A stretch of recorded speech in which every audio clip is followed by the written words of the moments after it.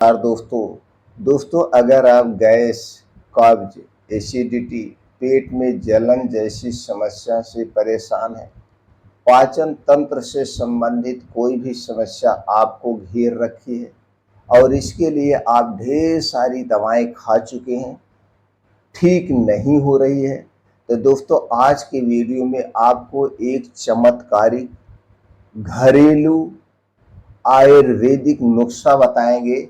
इस नुस्खे से आप पुरानी से पुरानी कब्ज, पुरानी से पुरानी गैस, एसिडिटी, पेट से संबंधित जितनी समस्याएं हैं, इसे आप जड़ से ठीक कर सकते हैं। यह जो अद्भुत नुस्खा है पूर्ण रूप से सेफ है, सुरक्षित है, इसका कोई साइड इफेक्ट नहीं है। अगर हमारे बताए गए समय के अनुसार और परहेज करते हैं, इसे अपनाते हैं, तो दोस्तों आप हमेशा हमेशा के लिए गैस, एसिडिटी से छुटकारा पा जाएंगे। दोस्तों आज के समय में गैस, कब्ज, एसिडिटी एक आम समस्या बन चुकी है। लगभग 99% लोग गैस, कब्ज, एसिडिटी से परेशान हैं। इसके लिए कोई पेंटाप्राजोल डोमप्रिडोन खा रहा है, कोई राइबेप्राजोल डोमप्रिडोन खा रहा है, कोई सिर्फ ओमेप्राजोल डोमप्रिडोन खा रहा है, कोई लगातार एंटासिड सिरप पी रहा है, कोई एंजाइम का सिरप पी रहा है। और जितने भी गैस, एसिडिटी के लिए आप ये एलोपैथिक मेडिसिन लेते हैं, दोस्तों मैं नहीं कह रहा हूँ, आप गूगल पे सर्च कर सकते हैं। इसे लाइफ टाइम नहीं लिया जाता है, कुछ दिन के लिए लिया जाता है और कुछ दिन भी अगर आप लेते तो भी इसके साइड इफेक्ट होते हैं। अंग्रेजी जितनी भी दवाएं होती हैं उनका कुछ ना कुछ साइड इफेक्ट होता है। तो हमारे लिए सबसे सेफ और सबसे सुरक्षित जो पैथी है वो आयुर्वेद या होम्योपैथी है, यूनानी है, ये सबसे सेफ है। घरेलू चीज़ें हैं जो हमारे लिए सबसे सुरक्षित हैं। दोस्तों इसके लिए गैस, एसिडिटी के लिए जो हम आयुर्वेदिक नुस्खा अपनाते हैं या घरेलू चीज़ों का प्रयोग करते हैं, इसका कोई साइड इफेक्ट नहीं होता है। गैस, एसिडिटी या जो भी बीमारी के लिए हम दवा प्रयोग करते हैं वो बीमारी भी ठीक होती है और उसके साथ साथ दूसरी बीमारी को भी ठीक करता है। तो चलिए दोस्तों सबसे पहले हम गैस, एसिडिटी के कारण पर प्रकाश डालते हैं।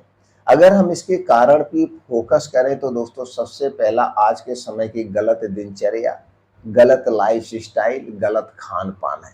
तो ये तीन चीजें आपको सुधारना पड़ेगा। तो सबसे पहले लाइफ स्टाइल सुधारिए।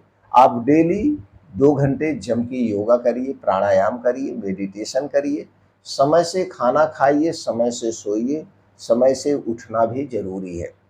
खाने की दिनचर्या की बात करें तो दोस्तों जो हमारा खाना होना चाहिए सही समय पे होना चाहिए।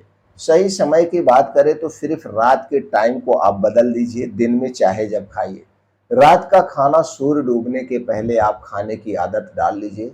आपका शरीर अपने आप में स्वस्थ और निरोग हो जाएगा, आपको किसी मेडिसिन की जरूरत नहीं पड़ेगी। सूर्य डूबने के बाद जो कुछ भी आप खाते हैं सही से डाइजेस्ट नहीं होता है, क्योंकि सूर्य डूबने के बाद हमारा पाचन तंत्र स्लो हो जाता है। इसलिए सूर्य डूबने के बाद हमें तो खाना ही नहीं चाहिए। पीने के तौर पे सिर्फ पानी पी सकते हैं, दूध भी नहीं पीना है। तो आप एक आदत पहले सुधार लीजिए। दिन में आप चाहे जब खाइए, जो भी खाइए दिन में खाइए, अपने घर का खाना खाइए। अब बात करते हैं हम जो वात, पित्त, कफ होता है हमारे शरीर में, उसको बढ़ाने वाली कौन सी चीजें हैं। जितनी भी बाहर की तली भुनी चीजें हमारे शरीर के वात, पित्त, कफ को बढ़ाती हैं, तो बाहर की तली भुनी चीजें खाना बंद कर दीजिए। कोल्ड ड्रिंक, सॉफ्ट ड्रिंक, धूम्रपान, अल्कोहल, चाय, समोसे, ब्रेड, नमकीन, मिठाइयाँ, ये सारी चीज़ें हमारे लिए नुकसानदेह हैं। चीनी, मैदा, रिफाइन किया गया तेल, ये तीनों चीज़ें दोस्तों हमारे शरीर को अंदर से खोखला कर देती है। इन तीन चीज़ों से बनी हुई कोई भी चीज़ हमें नहीं लेना है। इन तीन चीज़ों से बनी हुई कोई भी चीज़ नहीं लेना है। खाने को जब भी खाएं बैठ करके ज़मीन पे अलथी मलथी मार के खाएं और इस खाने को 32 बार चबा चबा के खाना चाहिए। दोस्तों हमारे शरीर में 2 टाइप की चक्कियाँ होती हैं जो खाने को पचाती हैं, गलाती हैं। पहले चक्की है आपका मुंह जो खाने को 80% पचाता है, दूसरी चक्की है आपका पाचन तंत्र जो खाने को 20% पचाता है। इसलिए हर एक निवाले को आप 32 बार चबा चबा के खाइए और बैठ करके खाइए। हमेशा हमें भर पेट खाना नहीं खाना है। जब भी खाना खाएं अपने पेट को 30 से 40% खाली रखें। खाना खाते समय पानी पीने का प्रयास ना करें। अगर पीने की ज़रूरत है तो गुनगुना पानी लें, ठंडा पानी बिल्कुल ना लें। खाना खाने के 1 घंटे पहले आप पानी ले सकते हैं, खाना खाने के डेढ़ 2 घंटे के बाद पानी पीना चाहिए। खाने और पानी में अंतर रखना बहुत ज़रूरी है। जब भी खाएँ तो पानी को पीने का प्रयास ना करें, चाहे वो मिठाइयाँ हों, चाहे जो हो। फल-फूल खाने के बाद, फल कोई भी आप ले रहे हैं उसके डेढ़ से 2 घंटे के बाद ही हमें पानी पीना चाहिए। ये आदत अपना लीजिए। आपका शरीर अपने आप स्वस्थ और निरोग होना शुरू हो जाएगा। इसके साथ-साथ कुछ योगा प्राणायाम करिए, जैसे अनुलोम-विलोम 10 से 15 मिनट, कपालभाति 15 से 20 मिनट करिए और मेडिटेशन करना मत भूलिए। आज के समय में मेडिटेशन करना बहुत ज़रूरी है। मेडिटेशन दोस्तों करने से हमारे अंदर की नेगेटिविटी खत्म होती है, हमारे अंदर पॉजिटिविटी आती है। अब हम बात करते हैं उस नुस्खे के बारे में। दोस्तों, उस नुस्खे को तैयार करने के लिए आपको 2-3 चीज़ों की ज़रूरत है। तो चलिए जानते हैं नुस्खा कैसे तैयार किया जाएगा। दोस्तों, आपको चाहिए 2 कप पानी, इसे गैस पे चढ़ा दीजिए। अब इसी में दोस्तों आपको डाल देना है 1 इंच का अदरक का टुकड़ा। 1 इंच का अदरक का अदरक कद्दूकस करके उसी पानी में डाल दीजिए और इसी में आपको डालना है 2 हरी इलायची खून करके डाल दीजिए।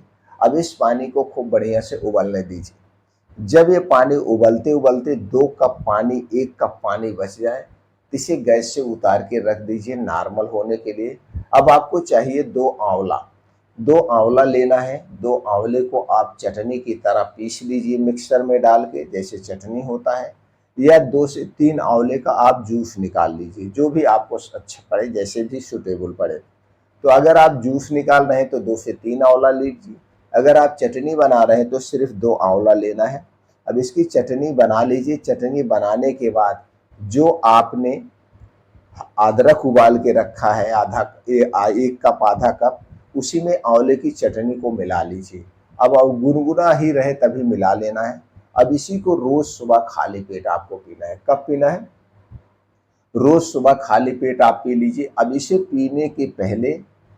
पीने के 2-2.5 घंटे बाद तक कुछ नहीं खाना पीना है। 1.5 से 2 घंटा कम से कम अंतर होना चाहिए। 1.5 से 2 घंटे के बाद तक कुछ आपके मुंह में नहीं जाएगा, प्यास तो लगेगी नहीं। अगर लगती है तो सिर्फ सादा पानी पी सकते हैं, बाकी चाय, कॉफी, ब्रेड, टोस्ट, नमकीन कुछ भी नहीं लेना है। अब आप देखेंगे जैसे ही यह आप फार्मूला अपनाएंगे, 2 से 3 दिन में आपको जो गैस एसिडिटी बन रही है वो भी आराम मिल जाएगा। सुबह जब आप लैट्रिन जाएंगे खुल के आपका पेट साफ होगा। और दोस्तों, लगातार इसे आपको 3 महीना फॉलो करना है। 3 महीने के बाद आपका देखेंगे गैस, कब्ज, एसिडिटी सब दूर हो जाएगी, इम्यूनिटी स्ट्रांग हो जाएगी। शरीर के जितने भी आर्गन हैं अंदर के, जैसे लीवर, किडनी, छोटी आंत, बड़ी आंत, उसको डिटॉक्सिफाई करने का काम करेगा। हाँ दोस्तों, एक बात का आपको ध्यान रखना है, सबके शरीर का नेचर एक समान नहीं होता है। सबके एक ही फार्मूला नहीं सूट करता है। सबके शरीर का वात, पित्त, कफ एक समान नहीं होता है। तो दोस्तों, इसलिए कोई ज़रूरी नहीं है कि हर एक फार्मूला आप पे सूटेबल हो, लेकिन ये जो फार्मूला है वैसे लगभग सबको सूटेबल है। तो आप अपने हिसाब से देख सकते हैं। दोस्तों, ये जो आंवला हमारे शरीर के वात, पित्त, कफ तीनों को बैलेंस करने में मददगार है। तो दोस्तों, इस फार्मूले से आप ठीक कर सकते हैं, बस थोड़ा सा सावधानी बरतना है। गर्भावस्था में स्तनपान कराते समय इस फार्मूले का प्रयोग नहीं करना है। अगर आप किसी गंभीर बीमारी से ग्रसित हैं और उसके लिए कोई मेडिसिन ले रहे हैं तो आप अपने डॉक्टर की सलाह पर लेके अपने इच्छा अनुसार इसका प्रयोग नहीं करेंगे। बाकी इसका प्रयोग आप कर सकते हैं। या इससे संबंधित आपके मन में कुछ और प्रश्न है जो हमने जानकारी शेयर किया है तो आप कमेंट सेक्शन के माध्यम से पूछ सकते हैं। जानकारी से संतुष्ट हैं तो इस जानकारी को ज़्यादा से ज़्यादा लोगों तक शेयर करिए। जुड़ने के लिए चैनल को सब्सक्राइब कर सकते हैं, बेल आइकॉन का बटन ऑन कर दीजिए, जिससे दोस्तों हर एक वीडियो की नोटिफिकेशन आपको मिलती रहे।